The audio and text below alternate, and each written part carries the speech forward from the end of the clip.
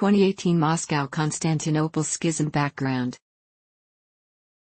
After the baptism of Rus, its lands were under the control of the Metropolitan of Kiev. Among the 24 metropolitans who held the throne before the Mongol invasion, only 2 were of local origin and the rest were Greek. Usually, they were appointed by Constantinople and were not chosen by the bishops of their dioceses, as it should be done according to the canon. After the Mongol invasion, the southern part of Rus was heavily devastated and the disintegration of Kievan Rus accelerated. Metropolitan Kirill III, who occupied the throne for 30 years, spent almost all of his time in the lands of Vladimir Suzdal Rus and visited Kiev only twice, although earlier he had come from Galicia and had been nominated for the post of Metropolitan by the Prince Daniel of Galicia. After the new Mongol raid in 1299, Metropolitan Maxim finally moved to Vladimir in the north, and did not even leave a bishop behind. In 1303 a new cathedral was created for southwest Rus in Galicia and the new Metropolitan was consecrated by Constantinople, but its existence ended in 1355 after the Galicia-Volhynia Wars. In 1325, Metropolitan Peter moved to Moscow, thus greatly contributing to the rise of the Grand Duchy of Moscow, which gradually conquered other Russian principalities in the northeast of the former Kievan Rus. Another part of Kievan Rus gradually came under the rule of the Grand Duchy of Lithuania and the Kingdom of Poland, which entered into rivalry with Moscow. In particular, the Grand Dukes of Lithuania sought from Constantinople a separate metropolitan for the Orthodox who lived in their lands. Although the metropolitan in Moscow continued to retain the title of Metropolitan of Kiev and all Rus, he could not rule the Orthodox outside the borders of the Grand Duchy of Moscow. Constantinople twice agreed to create a separate metropolitan for Lithuania, but these decisions were not permanent, Constantinople being inclined to maintain a single church government on the lands of the former Kievan Rus. In 1439, Constantinople entered into union with the Roman Catholic Church. In Moscow, this decision was rejected outright, and Metropolitan Isidore, consecrated by Constantinople, was accused in heresy, imprisoned,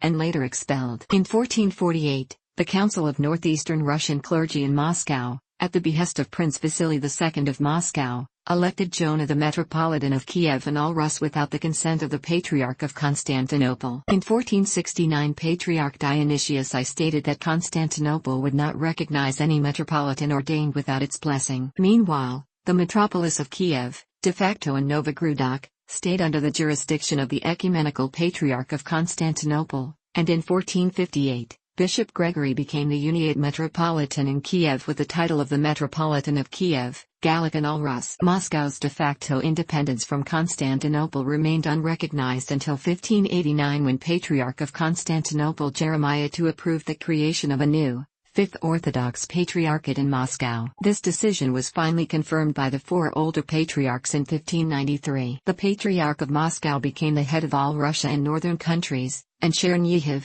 now in Ukraine, was one of his dioceses. However, he had no power among the Orthodox bishops of the Polish-Lithuanian Commonwealth, who remained under the rule of Constantinople. At the same time, the Orthodox hierarchs of those lands were inclined to the union with Rome, despite the resistance of their parishes, who formed the Orthodox brotherhoods, or fraternities, to keep their identity. On the way from Moscow, Jeremiah II visited the lands of present-day Ukraine and committed an unprecedented act, granting Storopija, direct subordination to Patriarch, to many Orthodox brotherhoods. This provoked the anger of the local bishops and soon the Union of Brest was proclaimed, which was supported by the majority of the Orthodox bishops of the Commonwealth, including Metropolitan Mikhail Rogoza. Officially, the Orthodox, but not the Uniate, metropolis of Kiev in the Polish-Lithuanian Commonwealth was eliminated and re-established only in 1620. In subsequent coexistence with Uniate metropolis that led to sharp conflict and numerous revolts culminating in the Khmelnytsky uprising.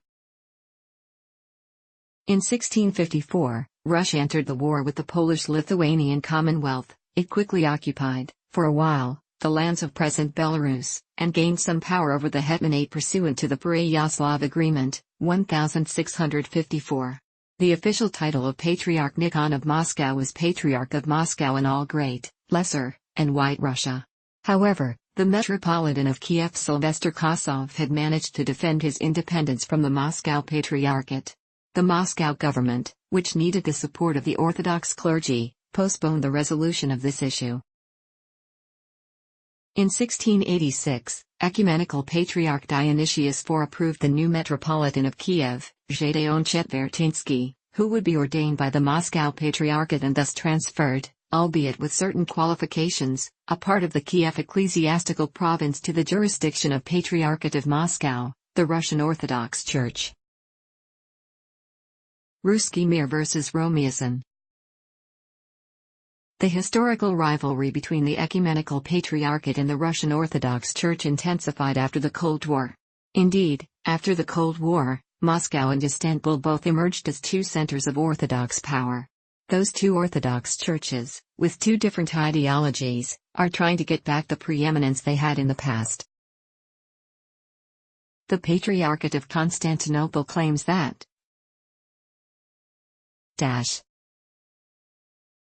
Russkiy Mir. Russkiy Mir, literally Russian world, is an ideology promoted by many in the leadership of the Russian Orthodox Church.